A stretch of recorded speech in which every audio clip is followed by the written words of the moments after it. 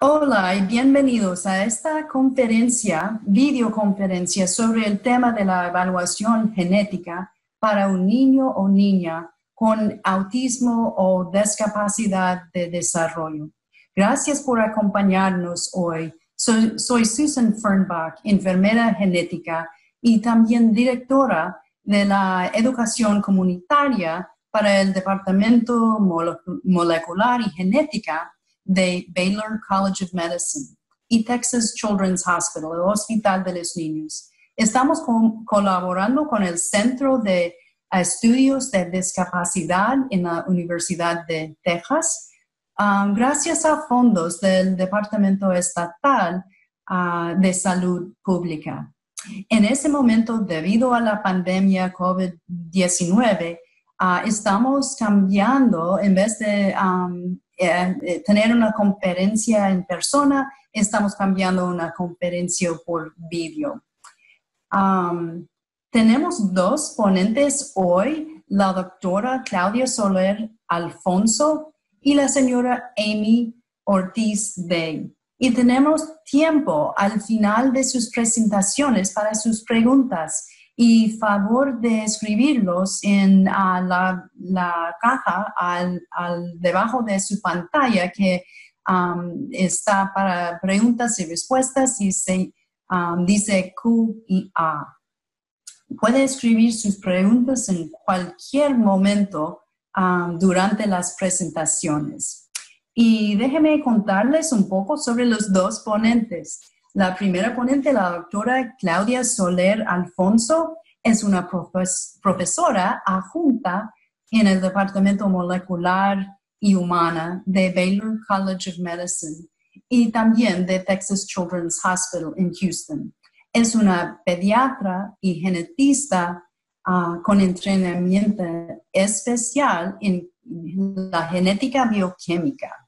La doctora es una de las expertas en la clínica genética del Hospital de los Niños o Texas Children's Hospital en Houston, Texas. Ella se atiende a pacientes con síntomas de retraso del desarrollo, retraso de crecimiento, autismo, hipoglicemia y otros problemas metabólicos. La ponente segunda, Amy Ortiz Day, se hizo socio del Centro de Discapacidad y Desarrollo en la Universidad de Texas A&M y dirige varios programas que soportan las prácticas centradas en personas a subir la habilidad de abogar por sí mismo o sí misma y promover la inclusión de individuos con discapacidades en sus comunidades. Ella ha dado presentaciones y entrenamiento por educadores, la policía, individuos con discapacidades, familias y profesionales. Ella es la mamá de dos adolescentes quienes son aventureros, divertidos, amables y quienes tengan una discapacidad. Como instructora certificada en pensamiento centrado en la persona, se esfuerza por incorporar la práctica centrada en la persona en todos aspectos de su vida profesional y personal. Por lo tanto, es un placer de dar la bienvenida a nuestros oradores y doctora Soler, es todo suyo. Eh, Primero que todo, un saludo muy especial a todas las personas que tienen la oportunidad de unirse a este seminario virtual de genes y autismo. Mi nombre es Claudia Soler Alfonso, soy genetista clínica, especialista en metabolismo. Trabajo con el Hospital de Niños de Texas en Houston y tengo otro trabajo como profesora asistente de genética en la Universidad Baylor College of Medicine. Es para mí un placer y estoy muy agradecida por la invitación con Susan para poder contarles cómo afrontamos la pregunta de genes y autismo y qué podemos hacer por ustedes y sus familias cuando vienen a visitar a nuestra clínica. La agenda que vamos a seguir es una agenda que nos permite recorrer en el espacio de más o menos una hora las preguntas que más frecuentemente tengo con mis familias y mis pacientes. Primero, ¿qué es el autismo? Muchas familias quieren saber si el autismo es o no presente en sus hijos, cómo pueden averiguarlo, cómo pueden diagnosticarlo, qué pueden hacer con el autismo, cómo tratarlo, cómo pueden saber si el autismo es parte de un problema genético o la manifestación de un problema genético. Si es genético, se puede saber de qué lado de la familia viene, si ha sido heredado de la familia, qué otros progresos se han hecho en la investigación del autismo, cómo encontrar mejores tratamientos de acuerdo a estos nuevos conocimientos y cómo poder ayudar en la búsqueda de estos mejores tratamientos. Primero quería usar unos minutos en explicar qué es el autismo, porque a pesar de que hoy en día hay más información y hay más recursos en línea, todavía la definición es un poco difícil y especialmente para las familias que lo viven día a día es todavía un poco complicado entender qué es el autismo. La definición como tal de los trastornos del espectro autista es diferencias en la forma en que los cerebros se desarrollan y procesan la información. Esto, diferentes desafíos de comunicación en el orden social y de comportamiento. Pues esto es usualmente una definición que es difícil de aterrizar en la realidad.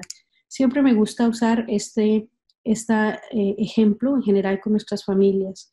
Imagínense ustedes que están en un juego de béisbol o en un partido de fútbol y están en un estadio con 15,000 personas.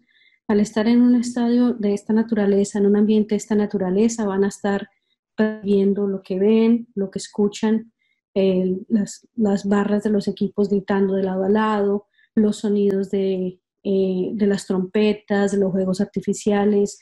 Al mismo tiempo van a estar poniendo atención al juego, quién va ganando, quién no va ganando, qué está pasando con el juez del partido, tipo de cosas. Al mismo tiempo va a haber una persona pasando bebidas y comida. Cuando ustedes están en este ambiente y no tienen autismo, tienen la capacidad de estar en este ambiente por un buen tiempo, porque pueden procesar lo que escuchan, lo que ven, lo que huelen, lo que degustan, lo que tocan, sin mayores dificultades, porque no tienen ninguna dificultad, un problema en integrar eso sensorialmente. Pero la mayoría de nosotros disfrutamos este tipo de eventos, pero la mayoría también después de 3 o 4 horas en este tipo de ambiente vamos a necesitar un descanso. Usualmente los niños con autismo no pueden hacer esa integración de todas estas percepciones sensoriales, lo que les genera dificultades para relacionarse con el entorno y por eso mismo vemos síntomas como preferir estar aislados, preferimos hacer contacto visual y tener movimientos repetitivos para poder entender bien qué está pasando alrededor. Entonces es básicamente un problema de percepción sensorial, cómo utilizamos lo que nos están indicando nuestros sentidos para poder procesar las ideas. Y pues esto es muy importante, especialmente en niños en el desarrollo temprano. Ustedes se imaginan tener estas dificultades para integrar nuestros sentidos, lo que pensamos con la parte cognitiva, pues va a impactar nuestro desarrollo. Entonces, cuando hay dificultades en esa integración, los niños usualmente se presentan con problemas de desarrollo. Y la forma como en el mundo en pediatría sabemos esto es preguntando diferentes cosas de las diferentes actividades que un niño debe hacer a diferentes edades. Por ejemplo, a los 2 años ya un niño debe caminar y hablar en frases de dos palabras. De la misma manera, a medida que va creciendo en la etapa escolar, va a tener diferentes actividades que debe ir alcanzando, lo que nos indica que el niño va desarrollándose rápidamente. Entonces, los síntomas comunes que vemos son retraso del desarrollo del habla, rocking, que es más o menos hacer un movimiento repetitivo de adelante hacia atrás, spinning, que es un movimiento repetitivo en círculos u otros movimientos repetidos, evitan el contacto físico, el contacto visual, prefieren repetir palabras o frases cortas. Es difícil hacer frente a pequeños cambios en la rutina diaria y también en interacciones limitadas o nulas con otros compañeritos o amigos de la escuela. De nuevo, todo esto por la incapacidad de llevar lo que estamos percibiendo y lo que estamos procesando para formar ideas e informando la cognición del día a día. Después de que estos síntomas han sido traídos a la atención de los padres, muchos padres tienen la impresión de que el niño tiene autismo, pero no están seguros. ¿Cómo se puede investigar eso?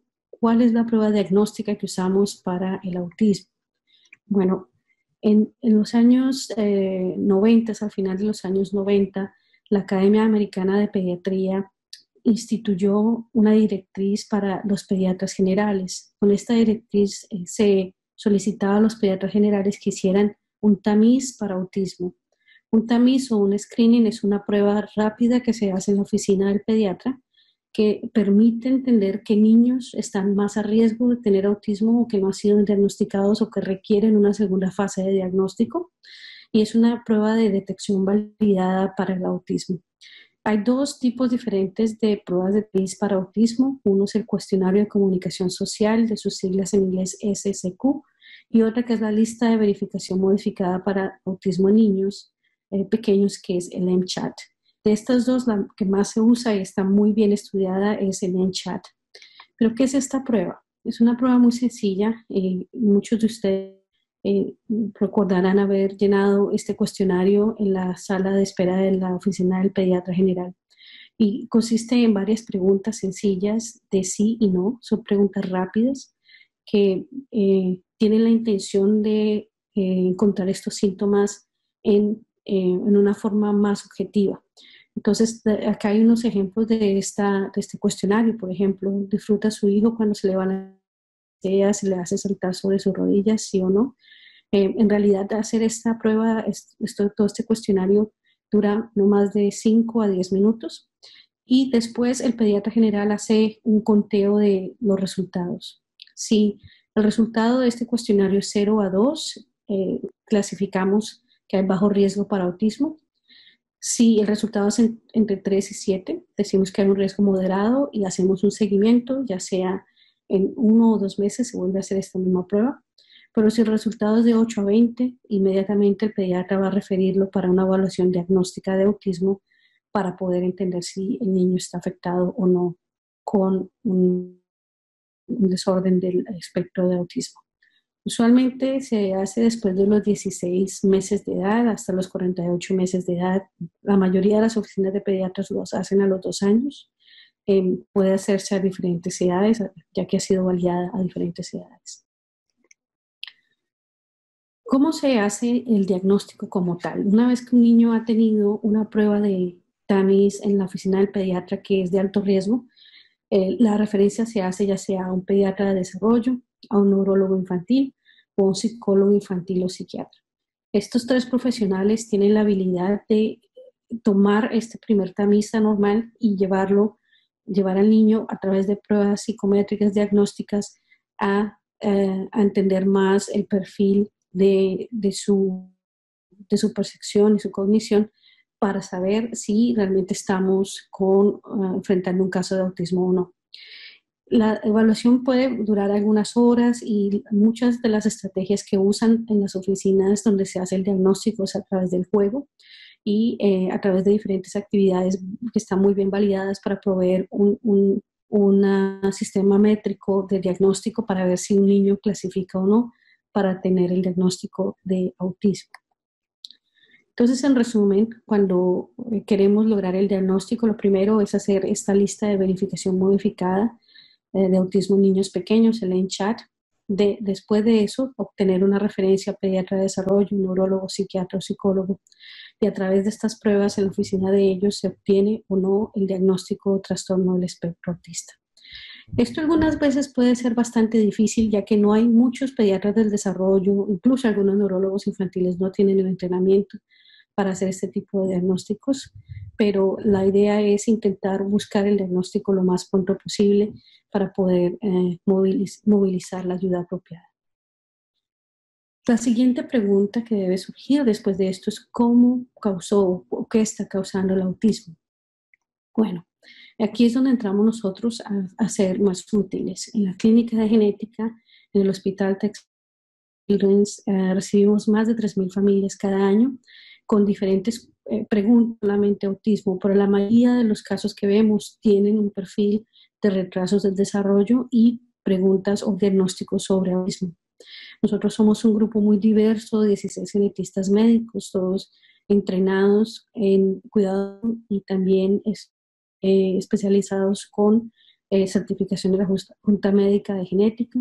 Y además de eso, contamos con la ayuda indispensable de más asesoras genéticas que nos ayudan a coordinar y a mantener una comunicación fluida y constante con nuestros pacientes cuando iniciamos la odisea de entender si hay una condición genética en la familia. Ahondando un poco más en la genética del autismo, cuando verificamos los números de personas diagnosticadas con autismo en el mundo, hoy creemos que más o menos 1 o 2% de la población general del mundo tiene autismo.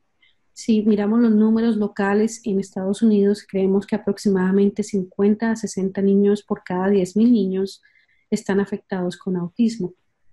La razón por la que el autismo es tan frecuente hoy no es tanto por lo que haya una causa o algo que esté haciendo que los casos sean más frecuentes, pero por lo que les explicaba, porque hoy en día hacemos más tamiz en la oficina del pediatra a través de herramientas como la escala de ENCHAT. De esta manera, desde los años 90, a finales de los años 90, hemos estado haciendo esto con cada niño que llega a su cita de pediatra a los 2 años de edad, y de esta manera hemos podido diagnosticar más niños con más alta frecuencia. Cuando iniciamos la odisea de entender si el caso de autismo es genético o no, una de las primeras cosas que hay que tener en cuenta es que a pesar de que hay un entendimiento más grande de las causas del autismo, en tan solo 30% de los casos de los pacientes podemos encontrar una causa genética. Los otros 70% de los casos están relacionados con lo que llamamos herencia multifactorial compleja, es decir, que es una interacción probablemente de varios genes, pero también del ambiente, la dieta, el ambiente social, etc. Entonces hay varios estudios que han intentado llevar a una respuesta de este tipo, y es difícil saber específicamente cuál es el mecanismo que contribuye más, pero solamente en 30% de los pacientes podemos decir con seguridad si hay una causa genética específica. Cuando miramos a todos los casos también y llegan a nuestra clínica, vemos que la mayoría de los pacientes son masculinos o son niños. Es más frecuente en niños que en niñas. Que la mayoría de los niños tienen capacidad para aprender, es decir, que a pesar de que tienen retrasos del desarrollo, la mayoría de ellos tienen una capacidad intelectual conservada, es decir, que la forma en que aprenden es diferente. Solamente hay discapacidad intelectual entre el 3% de los niños con autismo. También sabemos que convulsiones y epilepsia es una enfermedad frecuentemente asociada al autismo, que puede estar presente en hasta casi 40% de los casos. Usualmente intentamos que los padres reconozcan y aprendan a saber qué síntomas y signos están causando epilepsia. También sabemos en casos cuando llegan a la clínica que no han tenido ningún estudio genético, que si hay gemelos idénticos, la posibilidad de que el otro también lo tenga puede ser alta, hasta 90%, gemelos no idénticos hasta 30%, y también sabemos que la posibilidad de heredar autismo sin saber las pruebas genéticas antes depende de si es un hermano después de una hermana después de un hermano, en el orden de las familias. O sea que empíricamente podemos decirles a las familias en la primera visita el riesgo de que esto pase. Tenemos que ayudarnos con pruebas genéticas para poder llegar a un acercamiento y saber si podemos encontrar una causa. Para esto, pues quiero que repasemos algunos conceptos básicos muy, muy rápido, pero con suficiente detalle para poder entender nuestro proceso de pensamiento cuando estamos ordenando estudios genéticos en las clínicas. Pues un gen, para empezar, es una instrucción que le dice al cuerpo cómo crecer y cómo desarrollarse. Hay más de 20.000 genes en el cuerpo humano y cada uno de esos genes está escrito en el ADN. Cada pedacito de ADN corresponde a un gen.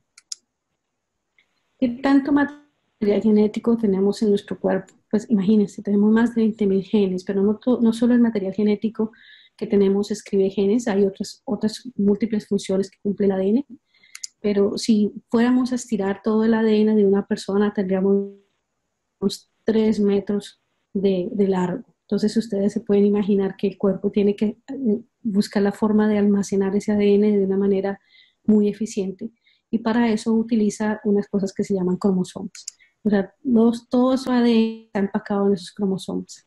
La forma como nosotros podemos estudiar los genes es a través de cromosomas o a través de estudios específicos de los genes, pero lo primero que hacemos es obtener usualmente una prueba de sangre o una prueba de saliva. Una vez obtenemos, por ejemplo, una prueba de sangre, obtenemos el material genético de las células blancas de la sangre y después, por ejemplo, para un estudio de cromosomas hacemos diferentes procesos a la sangre en el laboratorio para ver los cromosomas. Y esta es una fotografía de cómo se ven. Ellos usualmente están empacados, de nuevo, cada uno de ellos contiene bastante material genético en la forma de ADN y contiene múltiples genes en uno solo. Cada uno de estos cromosomas, como decía, tiene múltiples material genético. Cuando los miramos en más detalle, está la foto que está aquí en blanco y negro, es una foto real. Usualmente cuando ustedes los ven en libros o en Google, los representan como una forma de una X, como está explicado acá en este dibujo en la mano derecha. Pero lo que quiero que llevemos para pensar un poco es que cada uno de esos cromosomas es como un libro de una enciclopedia, que contiene múltiples y múltiples páginas y cada una de esas páginas es un gen. Cuando estudiamos los cromosomas, entonces lo que hacemos es que ordenamos esos libros de esa enciclopedia, desde el más grande hacia el más pequeño, y aquí ven ustedes una fotografía de cómo los organizamos. Y cuando ustedes ven esta fotografía, también ven que ellos vienen en pares. Esto es muy importante porque esto nos recuerda que por cada cromosoma nosotros recibimos uno de mamá y uno de papá. Quiere decir de nuevo que por cada gen que nosotros tenemos en nuestro cuerpo, recibimos una copia de mamá y una copia de papá.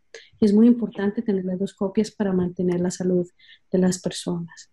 Hay entonces varias pruebas genéticas que se pueden hacer en los cromosomas. La primera que ustedes ven acá en los años 60, el cariotipo, que es simplemente esta conteo y organización de los cromosomas por tamaño y se lleva muchísimos años haciéndose y nos han enseñado bastante los cromosomas, pero más o menos a principios de los años 2000, 2004, 2006, nuevas tecnologías emergieron que nos ayudan a estudiar los cromosomas a un detalle mucho más específico y mucho más microscópico. Usualmente para el cariotipo, un genetista especialista en el laboratorio se sentaba y cortaba cromosoma por cromosoma. Hoy en día usamos computadores para poder marcar los cromosomas de diferentes colores para saber si hay pedazos de más o pedazos de menos que estén faltando. Podemos conocer los cromosomas a un detalle muy, muy, muy íntimo para ver si hay problemas allí que estén produciendo enfermedad, en este caso autismo. Otra forma de estudiar los genes no solamente es mirar los cromosomas, ya sea por cariotipos o por macroensayos cromosomales, pero pidiéndole al laboratorio que extraiga un gen específico y que lea las letras de ese gen específico a ver si hay un problema o un error de ortografía, o lo que llamamos una mutación, en ese gen específico, de tal manera que nos pueda explicar si el gen está o no está funcionando. Aquí, por ejemplo, vemos una mutación específica. Esta es la forma como escribimos algunas de las mutaciones y vemos que también está presente en uno de los padres de este paciente en cuestión. Entonces, esto nos ayuda a saber. Algunas veces también, en lugar de hacer pruebas de cromosomas y mirar macro, varias cantidades de genes por cromosomas o concentrarnos en un solo gen como la diapositiva anterior, también podemos decirle al laboratorio que extraiga 100 o 150, 200 genes que sabemos son responsables de autismo y que nos analice todos esos genes letra por letra para ver si encontramos un error de ortografía. Más o menos es decirle al laboratorio, en lugar de usar y poner colores en cada uno de los libros, escoja el tomo 1, el tomo 5, el tomo 8, de esos escoja la página 8, del otro libro la página 10 y lea secuencialmente cada una de esas páginas. Esa es otra posibilidad. Y la última posibilidad, que es aún más detallada, es leer todos los genes de una sola vez. Volviendo al ejemplo de la enciclopedia, es casi sentarse en una biblioteca y leer todos los libros de la enciclopedia, letra por letra, para errores de ortografía o mutaciones. Eso se llama una secuenciación completa de exomas. Para saber entonces si el caso es genético o no, y saber si el paciente está en uno de esos 30% de los casos, en la clínica de genética hay varias cosas que pueden esperar. Primero, la revisión de los registros médicos y la historia anterior. una revisión exhaustiva de la historia familiar, porque muchas veces encontramos diferentes cosas que están pasando en la familia, los tíos, los abuelos, que nos ayudan a identificar si esto puede ser heredado o no. Usualmente en la clínica de genética hacemos un examen físico muy, muy detallado en el que eh, verificamos diferencias físicas que algunas veces nos ayudan a identificar un síndrome genético específico, y de allí hacemos recomendaciones para las pruebas genéticas, de acuerdo a lo que estemos pensando, si puede ser un problema de cromosomas o si puede ser un de un gen específico, o si nos vamos a concentrar en varios genes, 100 o 200 genes con relación a un problema específico. Y después de eso, pues proveemos interpretación de los resultados de las pruebas genéticas. Entonces pueden pasar dos cosas. Una es que encontremos un caso en que hayan todos los síntomas típicos para una condición genética. Si ese es el caso, pues podemos de una vez pedirle al laboratorio que nos haga una prueba para ese gen específico. Pero la realidad es que en la mayoría de los casos tiene una presentación atípica, los síntomas son muy inespecíficos y lo que hacemos es un estudio global en el que podemos ver múltiples genes a la vez. Como les venía explicando, cromosomas, pruebas de paneles genéticos o secuenciando todo el exoma o viendo todo el material genético de una sola vez. Entonces, quería compartir con ustedes 3 casos de 3 familias diferentes para que podamos tener una idea de cómo hacemos esta aproximación cuando estamos en la clínica de genética. Esta es la familia número 1. Esta familia tuvo una presentación típica de una condición genética específica y ordenamos una prueba de un solo gen para hacer el diagnóstico. Este es un niño de 4 años que se presentó a la clínica con problemas de desarrollo. A los 4 años solamente decía 3 a 5 palabras, aprendió a caminar a los 20 meses, no juega bien con otros niños. La familia nos reportó que tenía diferentes problemas de comportamiento, con berrinches frecuentes, problemas para ajustarse a rutinas, movimientos de manos estereotipados, que puede ser algunas veces, como les explicaba antes, eh, haciendo movimientos rápidos de las manos o dando vueltas sobre un solo eje o haciendo rocking, o sea, yendo de adelante hacia atrás. Cuando esta familia llegó a nuestra atención, ya se había hecho el diagnóstico formal de autismo por el pediatra de desarrollo y sabíamos que el papá de 30 años tenía problemas de aprendizaje y convulsión, que hicimos una historia familiar detallada. Pero ¿cómo hacemos esa historia familiar detallada? Pues tenemos varias herramientas que son muy útiles. La primera es esto que se llama un familiograma o un pedigrí o un genograma. Lo que hacemos es representar 3 generaciones de las familias en el papel.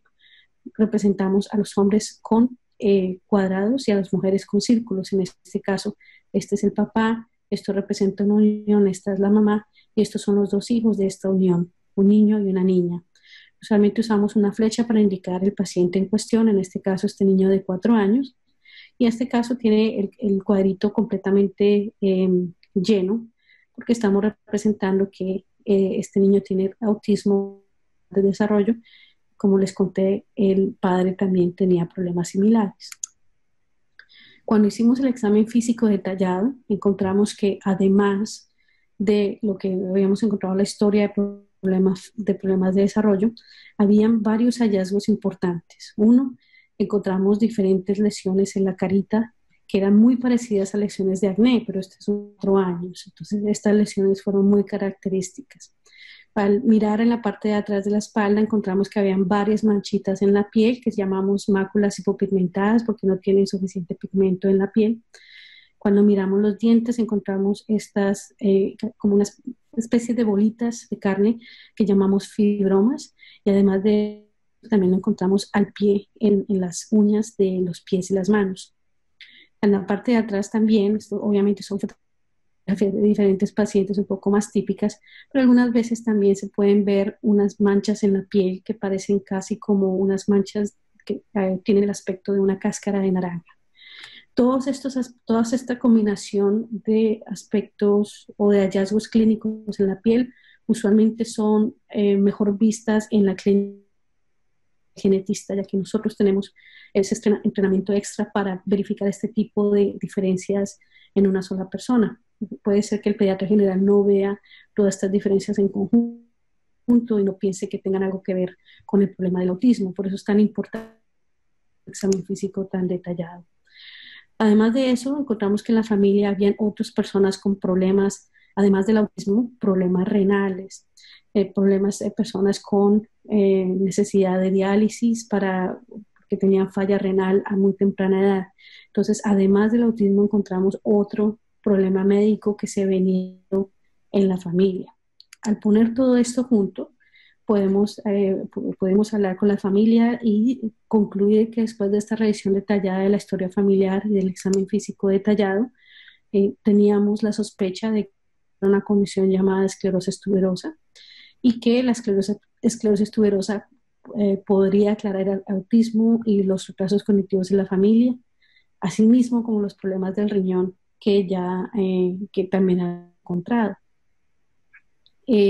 Muchos de los niños y familias que tienen esclerosis tuberosa tienen hallazgos similares a lo que veíamos en este paciente.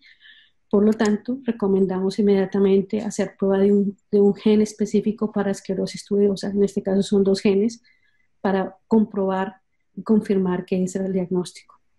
Una vez obtuvimos las pruebas, los resultados llegan unas semanas más tarde. Las familias usualmente reciben una llamada de un asesor genético. El asesor genético, consejero genético, da las primeras comunicaciones con la familia. En este caso, la prueba fue positiva y confirmó que el diagnóstico era esclerosis tuberosa. En ese momento se hace una visita en el teléfono en el que hablamos suficiente para que las familias no estén tan ansiosas en casa esperando una respuesta y coordinamos una cita más formal para poder discutir en detalle el diagnóstico con la familia. En esta segunda visita, que ahora con el suceso de la pandemia hemos usado bastante telemedicina, se puede hacer por telemedicina.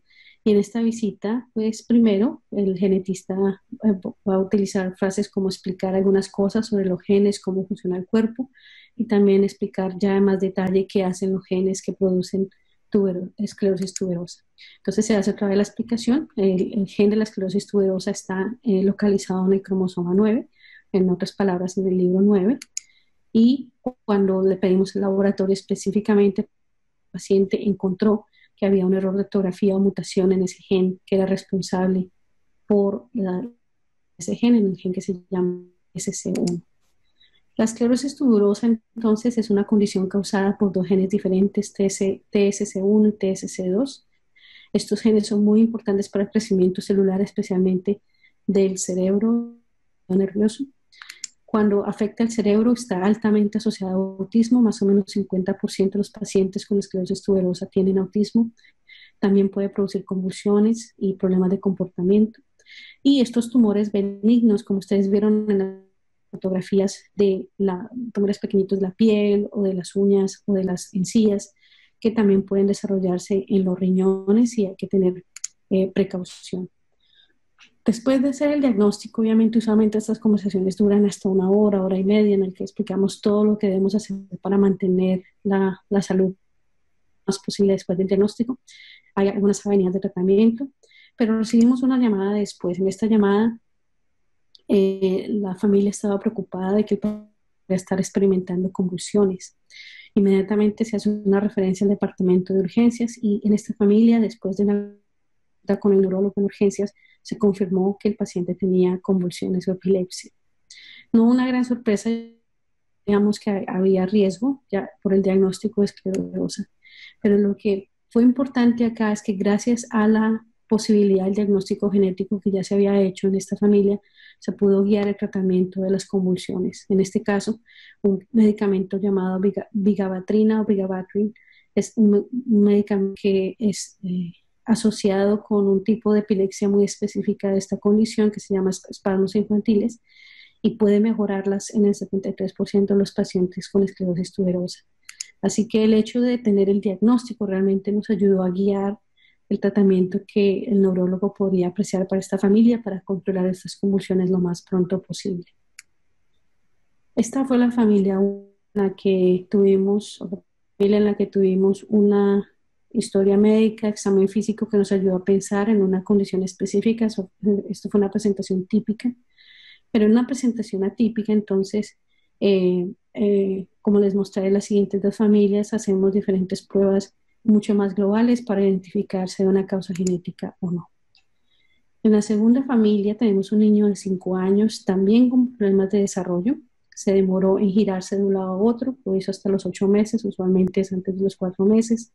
Se sentó independientemente a los 6, caminó a los 14 y empezó a hacer sus primeras palabras a los 12 meses. Las frases de 2 palabras empezaron tarde, entre 2 años y 2 años y medio, y no empezaron hasta que tenía más o menos 3 o 3 años y medio. Ella no está usando el baño solito, pero está trabajando en alcanzar esto.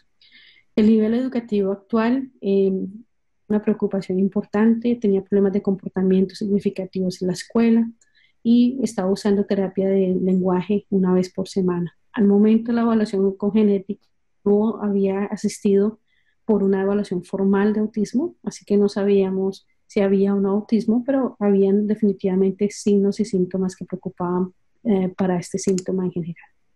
Cuando hicimos el estudio en la clínica, el primero después del este examen físico, sabíamos que con la presencia de los retrasos de desarrollo había la posibilidad de que esto fuera una condición genética. Sin embargo, como no había nada más que nos guiara hacia un síndrome específico, el primer examen que recomendamos es un examen que se llama microensayo cromosómico. Como les comenté antes, en lugar de solamente contar los cromosomas por tamaño, en el microensayo cromosómico se marcan con diferentes colores, diferentes técnicas de biología molecular con sus cromosomas y se comparan con referencia a paciente que sabemos no tiene problemas de cromosomas. Después de esto se pone en un programa específico de computador y el programa específico de computador compara el paciente con el control y de acuerdo a la intensidad de esos colores nos dice si hay más material genético o menos material genético en cada uno de los cromosomas. En este caso, el padre nos pregunta cuándo obtendremos los resultados de estos estudios y quién nos llamará por los resultados. Usualmente los estudios se demoran entre 4 a 6 semanas y usualmente una de nuestras consejeras genéticas llamará a la familia. En este caso, después de 4 semanas, los resultados llegaron a nuestra oficina y los resultados mostraron que había una lesión pequeña en el cromosoma 22, una lesión, simplemente una parte muy pequeña del cromosoma 22 que está faltando. Esto puede causar tanto defectos cardíacos como problemas de desarrollo y definitivamente explicaba los síntomas de problemas de desarrollo que tenía este pequeño de 5 años cuando llegó a nuestra clínica. Antes de ingresar a la clínica, la consejera genética no con los padres para obtener pruebas de sangre o saliva para poder hacer los estudios genéticos en ellos. Recordemos que de cada cromosoma recibimos 2 copias, una de mamá, una de papá, y la razón por la que se hace esto es para saber si esta lesión viene ya sea de padre o de madre, y nos ayudan a entender cómo está pasando en la familia, si esto fue heredado o no fue heredado. Pero, ¿qué es esta condición? Los niños que tienen de lesión del cromosoma 22, y esto solamente explica específicamente qué parte del cromosoma 22, les hace falta una copia completa de cada uno de los genes que está localizado allí. Tienen un cromosoma 22 completamente intacto y otro cromosoma 22 que le falta esa parte pequeña y debido a eso pierden una copia específica de cada uno de ellos. Los niños con esta lesión tienen problemas de desarrollo cognitivo en 40% de los casos, anomalías renales específicas en 31% de los pacientes. La mayoría son, por ejemplo, problemas de anatomía del riñón, un quiste de riñón, el riñón localizado en otra parte, más arriba, más abajo de lo que debe estar. Usualmente no producen problemas renales serios, pero sí hay definitivamente algunas diferencias allí. Enfermedad cardíaca, congénita cardíaca también es muy importante, puede pasar el 74% de los individuos, déficit auditivo el 28%, acné grave el 23%, pero usualmente estos pacientes tienen dificultades en la parte de producción de hormonas, por lo que requiere un tratamiento específico y atención específica. Después de esa familia viene a la consejería de genética y en este momento, ya después de hacer los estudios en la familia, encontramos que el padre también tenía la misma lesión cromosoma 22. Una de las preguntas frecuentes, por ejemplo, en esta familia es, si yo también tengo esta lesión, entonces, ¿por qué no tengo el mismo un defecto cardíaco, problemas de aprendizaje, o autismo, problemas renales? Bueno, no siempre cuando a una persona le falta un pedazo de cromosoma va a tener este tipo de manifestación. Especialmente en este cromosoma 22, de lesión de cromosoma 22, algunas veces los padres pueden cargar esta lesión y no tener ningún problema médico. De hecho, esto es una de las microlesiones más frecuentes en la población general, pasa en uno en cada 3.000 individuos y hay muchas personas que pueden tener este pedacito de cromosoma 22 faltando que no lo saben. Después de esta explicación, usualmente la pregunta es si un padre o una madre que ha sido diagnosticado con lo mismo debería hacerse algún otro estudio, y usualmente recomendamos que se hagan un ultrasonido del corazón y una ecografía también renal para verificar que no haya ningún problema cardíaco o ningún problema del riñón. De la misma manera, mirando la historia familiar, ¿cuál es la posibilidad de que nuestro próximo hijo tenga esta misma lesión? Bueno, pues cada cromosoma, de nuevo, viene uno de madre y uno de padre. En este caso, uno de los padres tiene un cromosoma intacto y el otro cromosoma con la lesión. Es decir, que por cada embarazo puede pasar el cromosoma con la lesión o el cromosoma sin la lesión. O sea que por cada embarazo vamos a tener un 50% de posibilidad de que él o ella transmita en cada embarazo. Ellos querían saber también si llegaran a caer en embarazo, se pudiera hacer un diagnóstico antes de que el bebé naciera. La respuesta es sí. Se pueden hacer pruebas pequeñas de detección, ya sea con el fluido amniótico o con una biopsia de vellosidades coriónicas. Entonces se puede detectar esta lesión a partir de la 10ª semana de embarazo. Y pues es algo que está disponible y puede ayudar a las familias a prepararse para el futuro embarazo, si viene o no viene con esta condición. Los estudios adicionales en esta familia nos revelaron que el padre tenía un solo riñón y estaba completamente sintomático. De esta manera pudimos referirlo para que siga al doctor de los riñones de nefrología, de tal manera que pueda cuidar su función renal lo más posible a través del tiempo. El otro bebé de 3 añitos tiene una válvula cardíaca normal que debe ser monitoreada también. Y el otro niño de 8 añitos no tiene la lesión y de esta manera sabemos que es sano y no necesita ningún otro tratamiento médico. Gracias a este diagnóstico de la lesión de cromosoma 22 es más fácil obtener todos los servicios para esta familia en términos de servicios médicos, especialistas, medicamentos, ya que hay un diagnóstico específico y se pueden prevenir problemas a largo plazo a medida que se vayan examinando. Así pues, el estudio de cromosomas es un estudio poderoso que nos permite verificar por partes de más o menos en cromosomas, y hoy en día conocemos múltiples síndromes de microdeleciones o microduplicaciones.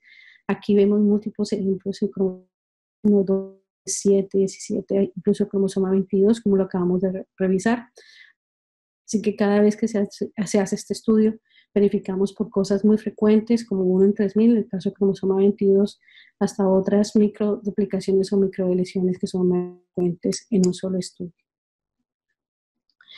La última familia, familia número 3, es una familia en la que también hubo una presentación atípica y en la que los estudios de cromosomas fueron completamente normales, es decir, los cromosomas estaban intactos, no había material genético más o material genético menos.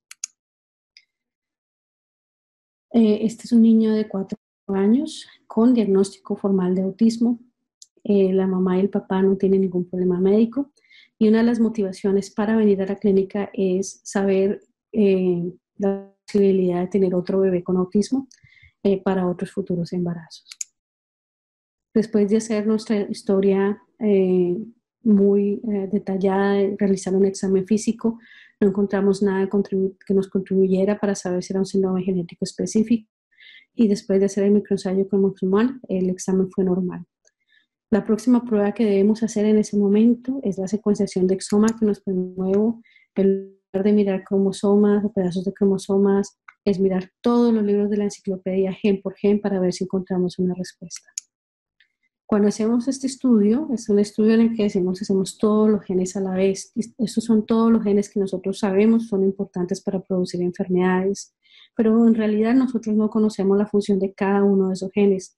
En este momento más o menos se sabe bien que hacen 7.000, 8.000 genes, probablemente un poco más, y decimos que esos son asociados a enfermedades reconocibles. Pero en realidad todavía tenemos múltiples genes que son genes candidatos.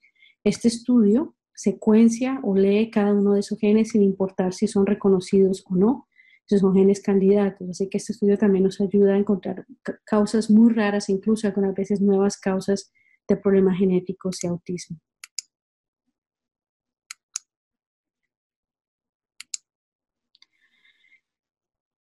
Algunas veces cuando hacemos estos estudios, de nuevo la única diferencia es hacerlo por paneles. Muchas de las familias habrán hecho paneles de autismo, o sea, en lugar de hacer todos los genes de una sola vez, se escogen solo los genes asociados a autismo y esos son lo que llamamos de nuevo paneles.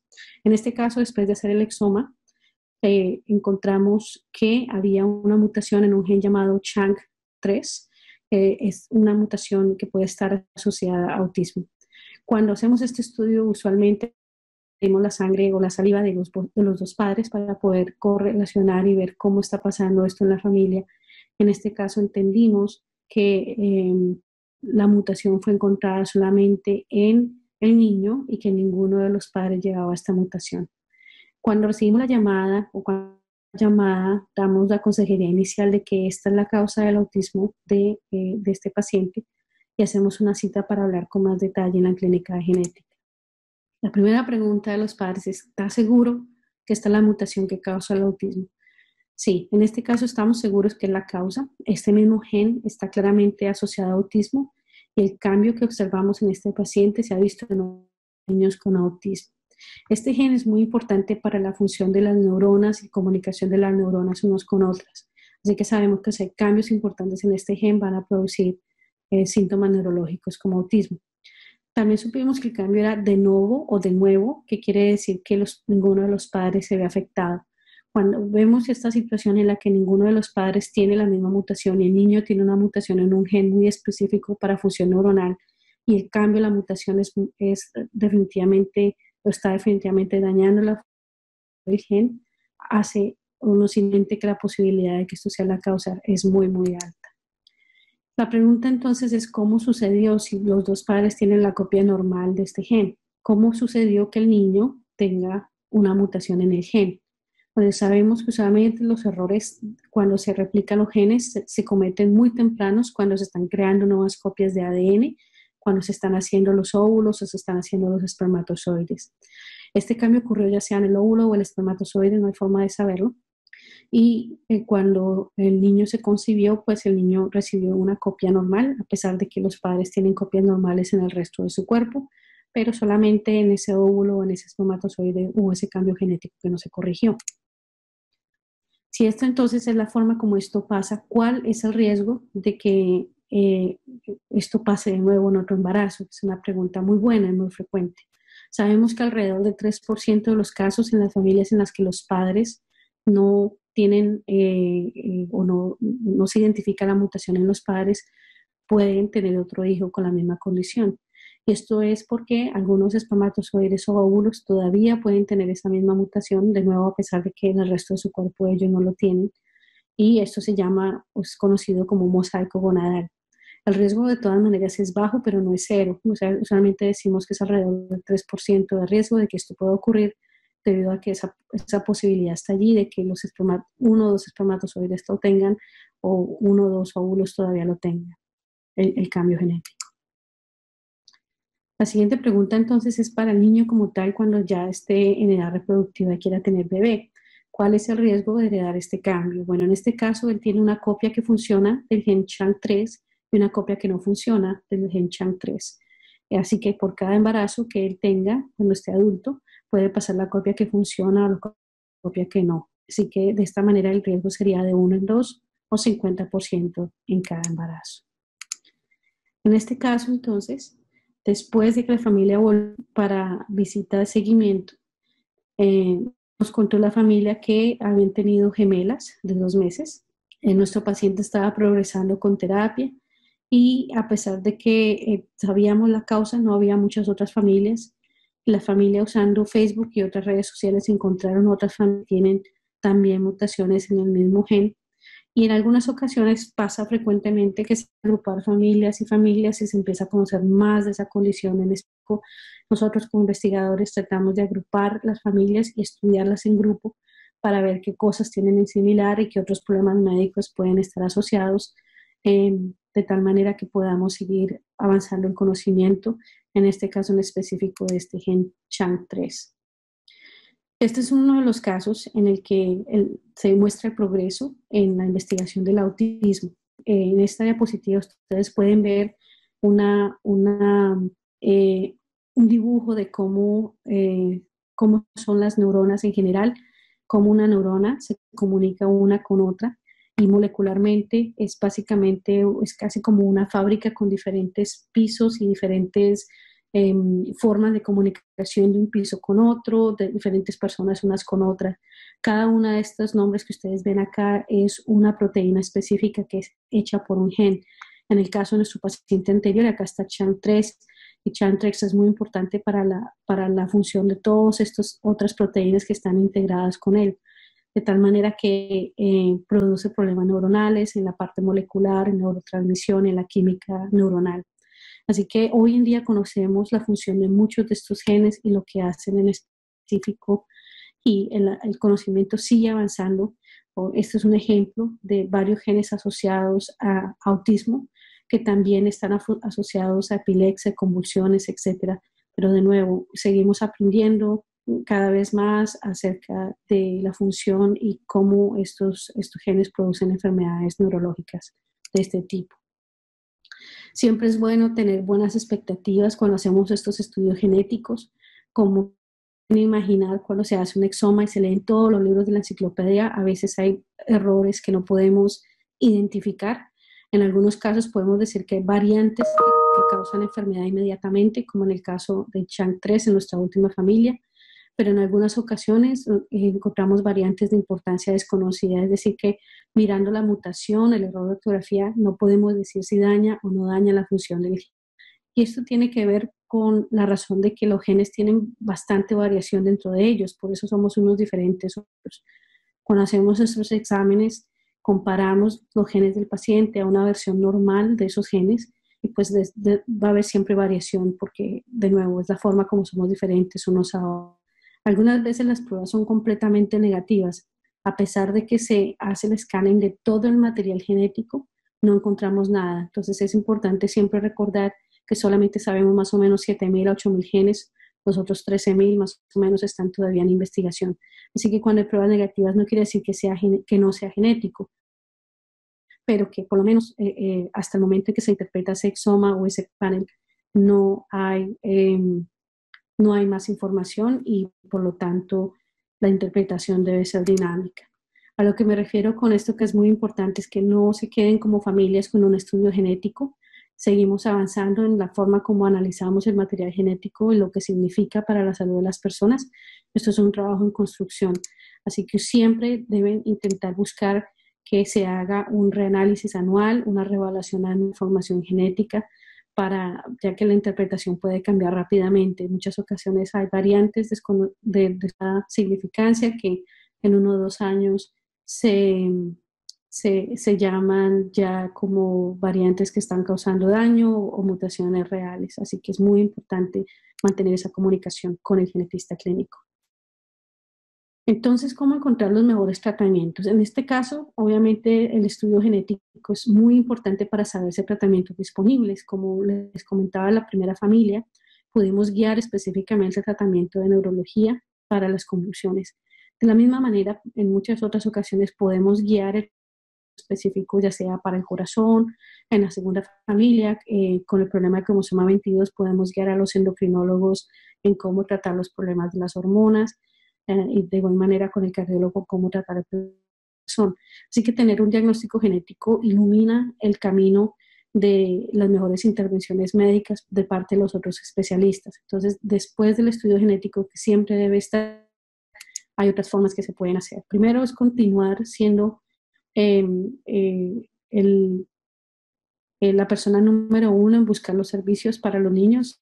A veces las terapias son difíciles de obtener, y es importante saber que para niños con autismo la terapia de análisis conductual aplicada o Applied Behavioral Analysis en inglés es una terapia que ayuda bastante a integrar esa parte sensorial que está tan deficiente en niños con autismo.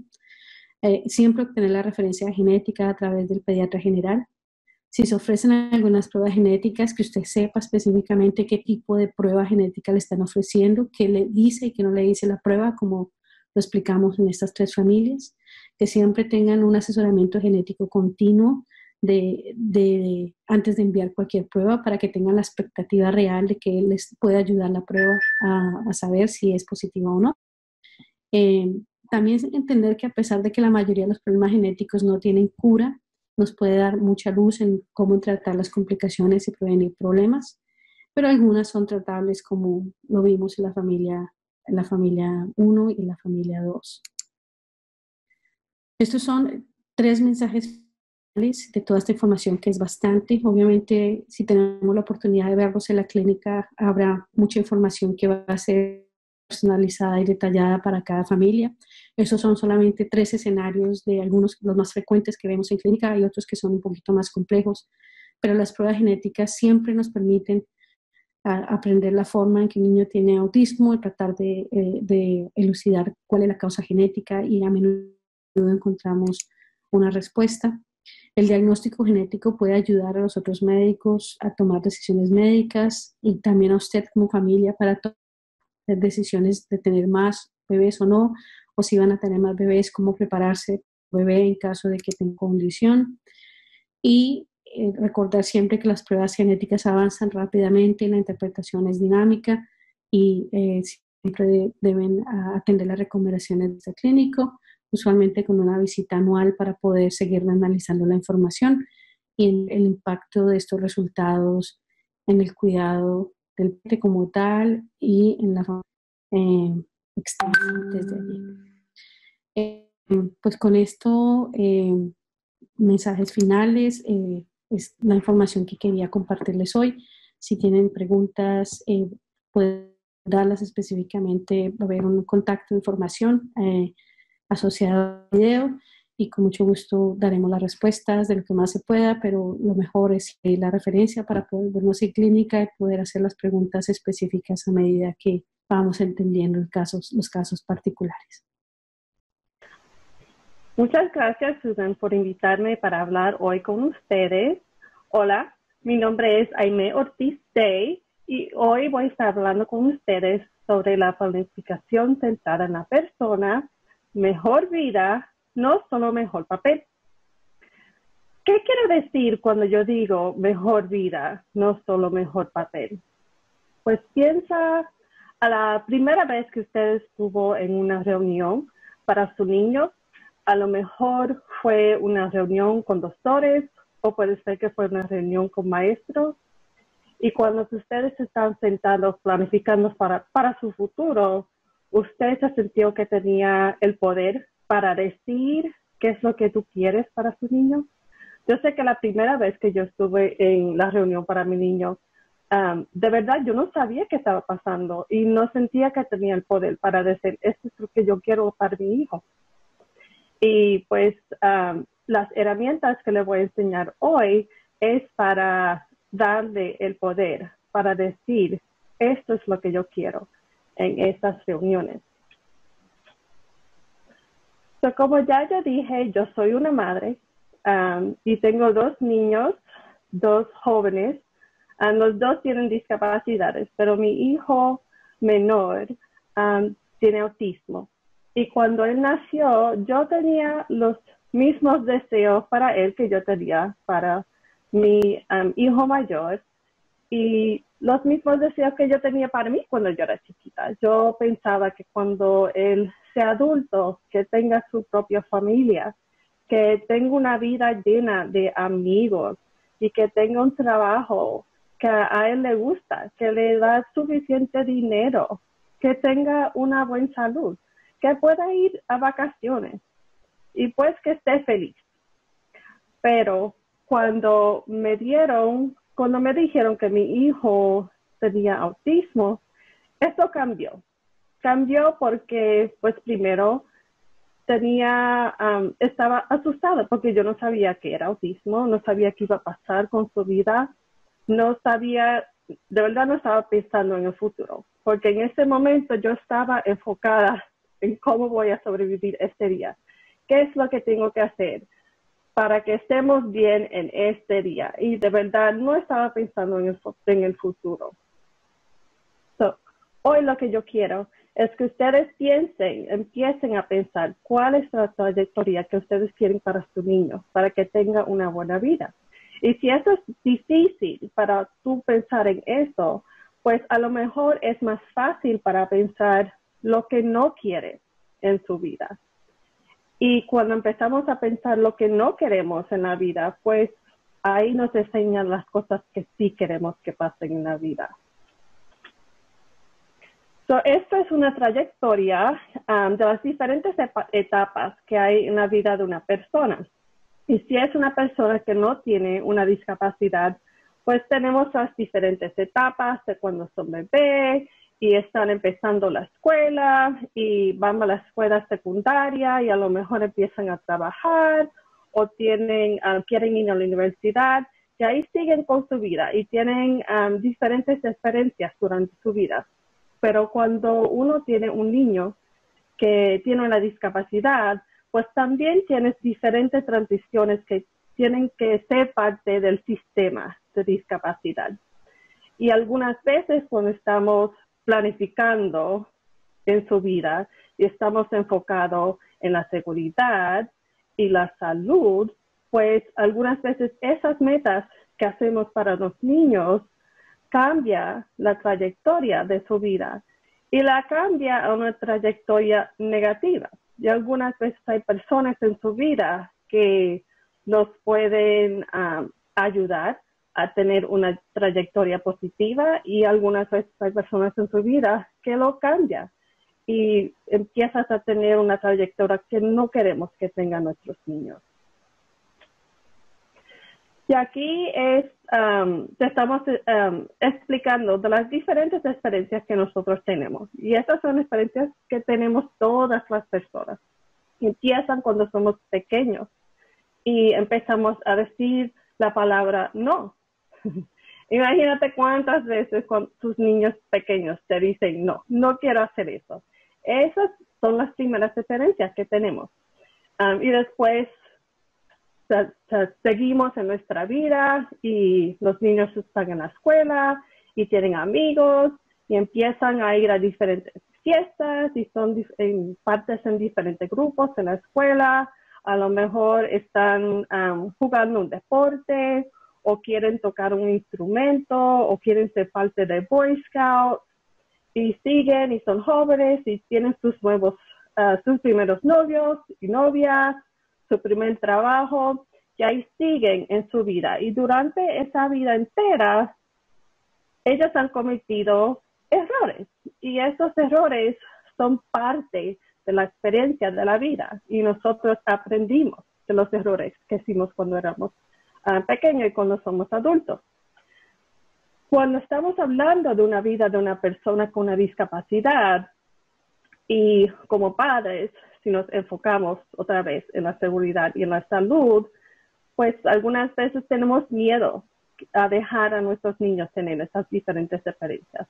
Vamos a decir, mejor no lo vamos a poner en educación física porque tengo miedo que se va a correr de la escuela.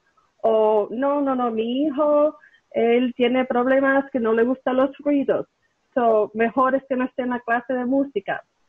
Y hacemos diferentes decisiones para los niños y el resultado es que ellos no tienen la oportunidad de tener estas diferentes experiencias.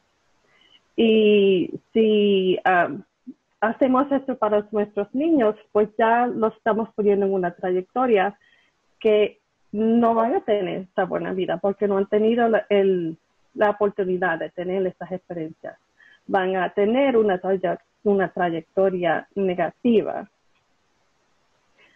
Aquí quiero que pienses en qué etapa de vida está su niño. ¿Está pequeño? ¿Es un joven? ¿Está en la escuela secundaria?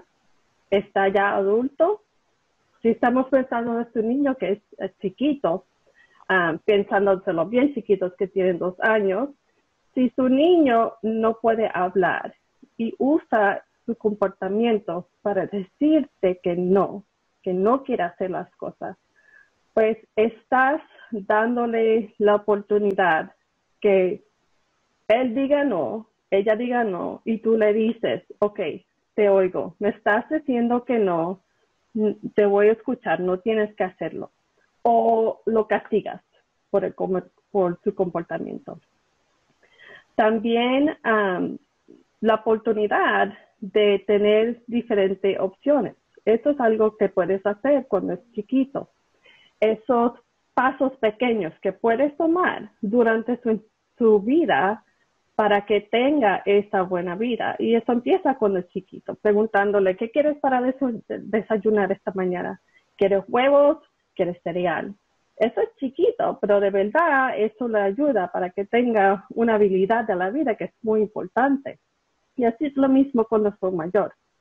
Lo que quiero que hagas es que busques, que mires a los otros niños que tengan la misma edad y que mires qué es lo que están haciendo y trates que su niño pueda hacer la misma cosa.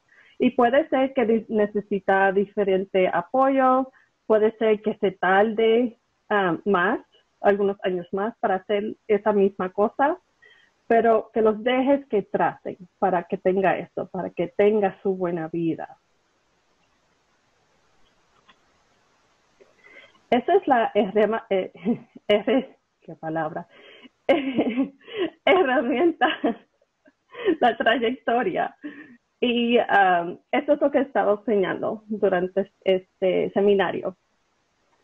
Puedes usarla para pensar en el futuro cuando son adultos, pero también la puedes usar para lo que vamos a hacer este mes. O si estás planificando para la escuela, ¿qué es lo que yo quiero que pase este semestre? No tiene que ser siempre en el futuro. También cuando te voy a enseñar en el sitio web, tienen la misma herramienta que lo puedes usar si estás planificando para su salud, si estás planificando para su empleo, si son mayores. La puedes usar para muchas diferentes cosas. Okay. Ahora te voy a enseñar el sitio web. Ok. Si vas a la website lifecoursetools.com, aquí lo vas a cambiar de inglés a español. Y esto te va a cambiar las diferentes palabras, pero ellos están cambiando la website ahora. El problema es que las herramientas todavía están en inglés y los videos todavía están en inglés. Pero si vas a la website del centro donde yo trabajo, cdd.tamu.edu, y vas aquí a Service and Outreach y encuentras Purposeful Life.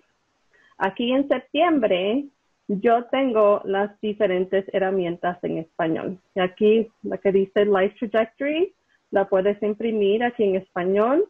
Y si quieres preguntas que te ayudan a planificar tu futuro para que tengan las mismas experiencias que otras personas, puedes imprimir este folleto aquí en español para usar eso para ayudarlos.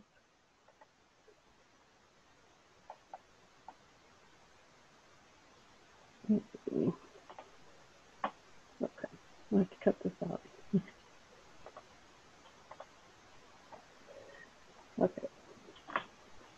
Okay, aquí tienes la información para la Life Course Tools y también para el centro donde yo trabajo.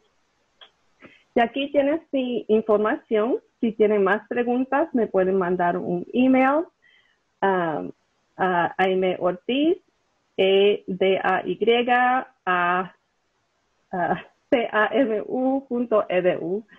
Y si tienes preguntas, mándenme un email, me gustaría ayudarlos.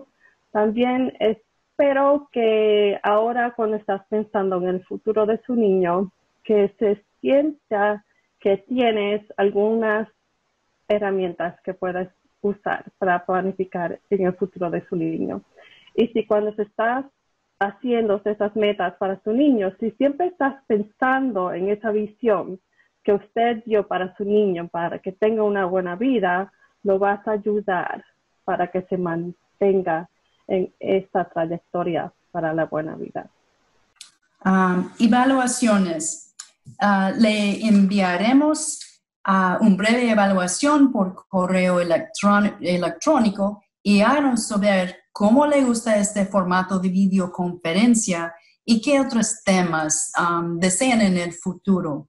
Gracias por estar con nosotros.